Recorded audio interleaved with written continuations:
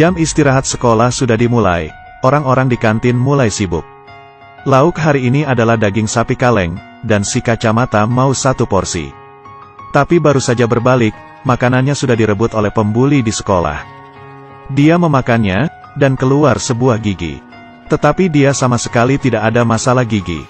Selanjutnya, hal yang membuatnya kaget adalah, di dalam makanan itu ada bola mata manusia. Pembuli itu berteriak ke sekitarnya mengatakan di dalam makanan itu ada daging manusia. Di saat itu, semua orang langsung berhenti makan. Telinga, gigi, semuanya ada. Makanan ini sia-sia. Saat itu polisi bernama Brennan dan istrinya Bones juga sedang makan. Menu baru di restoran disukai Brennan. Tapi setelah mendapat telepon laporan kasus, makanannya tiba-tiba menjadi tidak enak, dan ingin muntah. Brennan buru-buru ke sekolah. Bones menemukan tulang-tulang manusia. Dan dari tulang-tulang itu ia meneliti bahwa yang mati itu adalah laki-laki. Dari bentuk giginya bisa dilihat umurnya di atas 40 tahun. Dari kerusakan tulang dilihat bahwa mayatnya itu sudah ditambahkan proses dengan merendamkannya ke dalam saus. Juga menguatkan kesimpulan ini. Dengan begitu, pabrik pembuatan daging kaleng itu menjadi tersangka. Wanita rambut putih ini adalah kepala penelitian dan pengembangan dari pabrik makanan tersebut. Di saat itu, bos yang berada di luar kota juga buru-buru kembali. Dari daging kaleng itu, Bones menemukan sepotong tulang belakang. Ini bisa memastikan, proses pabrik ini menjadi cara untuk membunuh. Wanita rambut putih mengatakan proses pemeriksaan mereka itu sangat ketat. Bisa saja ada orang yang tidak hati-hati memasukkan daging itu ke dalam mesin. Bones menyangkalnya dan mengatakan di dalam ini tidak ada pakaian. Kemungkinan pembunuhan sangat tinggi.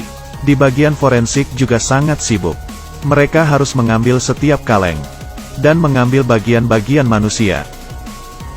Sangat cepat, mereka menemukan korban pernah melakukan operasi otak, bentuk potongannya sangat khusus. Hanya ada 3 dokter dengan keterampilan medis yang luar biasa di negara ini. Dengan cepat, mereka sudah bisa menemukan identitas korban, yaitu seorang ilmuwan makanan bernama Howard, yang mengembangkan beragam jajanan, dan menjadi produk populer di pasaran. 5 hari yang lalu, rekan kerjasamanya Agatha, melapor bahwa dia menghilang. Bones dan Brennan buru-buru ke tempat penelitiannya. Agatha yang baru datang langsung mengatakan Howard mati di dalam pabrik kaleng. Di saat keduanya terkejut, Agatha berkata terus terang, indera penciumannya berbeda dengan orang biasa. Baru datang sudah bisa menyium bau makanan kaleng di badan Bones. Bahkan makanan kaleng jenis ini adalah penemuan dia dan Howard. Selain itu, Agatha juga membocorkan bahwa Howard sedang mengembangkan jajanan jenis baru. Dan bisa menghasilkan banyak keuntungan. Bisa saja ada yang menginginkan hal ini, dan membunuhnya. Di sisi lain, tim forensik menganalisa bahan-bahan di dalam makanan kaleng itu, untuk menghilangkan bau mayat. Memasukkan terlalu banyak bumbu seperti rempah-rempah dan bubuk bawang putih. Harus tahu bahwa proses pembuatan makanan kaleng biasanya, takaran bumbu itu sudah diatur otomatis oleh mesin. Dengan begitu, bisa jadi pembunuh ada di dalam pabrik makanan. Bos pabrik makanan itu juga inisiatif menemui FBI untuk melakukan pemeriksaan. Dalam pengakuannya, polisi mendapatkan Howard juga membuat produk makanan sehat yang rendah sodium. Bos sangat puas dengan penemuannya, dan bersiap untuk menjadikan dia sebagai konsultan makanan. Dan wanita rambut putih yang bertanggung jawab sebelumnya, diturunkan menjadi asisten Howard. Bisa saja dia cemburu dan membunuh Howard. Dalam interogasi polisi, wanita rambut putih itu berterus terang. Dia sendiri sebenarnya tidak suka dengan Howard menggantikan posisinya. Tapi dia sama sekali tidak membunuhnya, dan juga memiliki alibi yang menunjukkan dia tidak ada di tempat kejadian.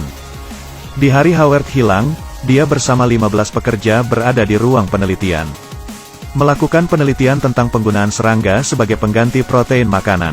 Alibi yang cukup, membuat mereka menghadapi jalan buntu. Tim forensik pun menemukan penemuan baru.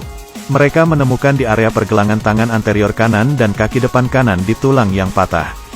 Ada fraktur kominutatif yang sembuh. Disebabkan oleh serangan sengit dengan senjata tumpul, diperkirakan waktunya sudah 2 minggu lalu.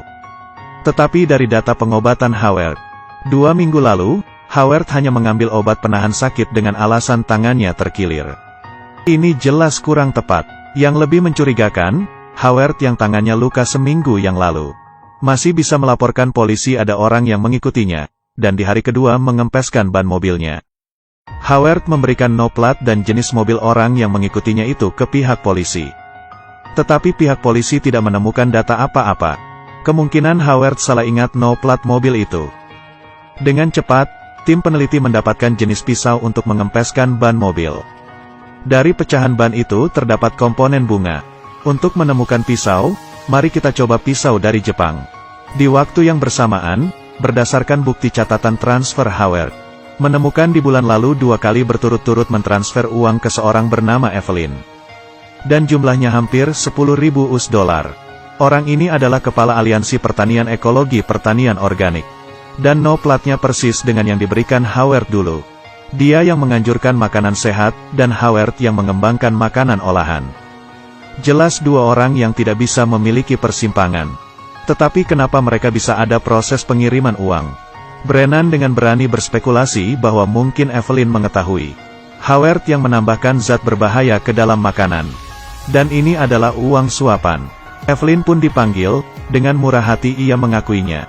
Dia memang mengikuti Howard, dan juga mengempeskan ban mobilnya. Tetapi setelah Howard sadar, mereka berdua membuat kesepakatan. Dan uang itu bukan uang suap. Itu adalah pendanaan Howard untuk penelitian makanan kesehatannya. Dan terungkap bahwa Howard sebenarnya bersiap untuk mengundurkan diri. Juga bermaksud untuk mengumumkan bahaya keamanan pangan yang sangat besar kepada publik. Sayangnya dia tidak tahu itu apa. Di sisi lain, tim yang membersihkan tulang yang patah menemukan petunjuk lain. Tulang selangkah Howard. Ada cedera tajam di tepi lateral klavikula Howard yang disebabkan sebelum kematian. Setelah diperbesar hingga 400 kali lipat. Luka ini kemungkinan diakibatkan dari jarum. Bones yang melihat langsung menyadari, ini adalah alat yang digunakan pabrik. Bisa saja karena mesin di pabrik itu membuat Howard terluka dan hingga kehabisan darah. Dan jarum suntik ini dikembangkan bersama oleh Howard dan Agatha. Agatha tetap menyangkal bukan dia yang membunuh Howard, karena dia tidak memiliki alasan. Lagian kalau Howard mati, penelitiannya juga tidak akan mendapatkan bantuan dana. Dia juga bisa kehilangan pekerjaannya. Melalui model animasi yang menunjukkan proses kejadian, tim peneliti terpikir bahwa bagian belakang jarum itu tidak disegel. Jadi kalau menjadi senjata pembunuhan, badan pembunuh itu akan penuh dengan darah. Di saat semuanya berdiskusi, Bones menemukan salah satu potongan tulang bukan berasal dari manusia, tapi tulang scaphoid yang patah dari kuda. Sangat jelas, pabrik olahan makanan kaleng. Dalamnya sebenarnya daging kuda. Di Amerika, mereka sebenarnya tidak menggunakan daging sebagai daging sehari-hari.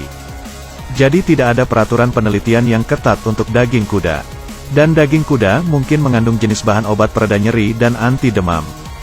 Dan dapat menyebabkan anemia aplastik, sehingga akibatnya cukup serius. Terlebih lagi, kumpulan makanan kaleng ini dikirim ke sekolah. Menghadapi teguran dari Bones, si bos masih melawan. Mungkin hanya ada celah dalam prosedur inspeksi pabrik. Brennan pun mengeluarkan semua bukti itu ke si bos. Dan tempat dia membeli daging untuk dijual itu. Yang dijual bukanlah daging sapi, melainkan daging kuda. Jadi bahaya makanan yang dikatakan Howard sebelumnya. Kemungkinan adalah hal ini. Bos karena hal ini, membunuh Howard dan menjadikannya makanan kaleng. Di saat itu sang bos pun masih melawan. Bones pun menggunakan cahaya khusus dan mengarahkannya ke kepala si bos. Dan menemukan sedikit darah di akar rambutnya. Dengan begini, mereka menangkap bos yang melakukan kejahatan. Dan dia mendapatkan hukumannya. Ini adalah sedikit cerita dari series kurang dari Bones lebih besar dari. Para pemeran utama berdasarkan mayat korban. Menemukan petunjuk-petunjuk yang mengarahkan ke pembunuh. Cerita di tiap episodenya sangat bagus untuk ditonton. Baiklah, film hari ini sampai di sini. Aku adalah Pao Mian, ketemu lagi di selanjutnya.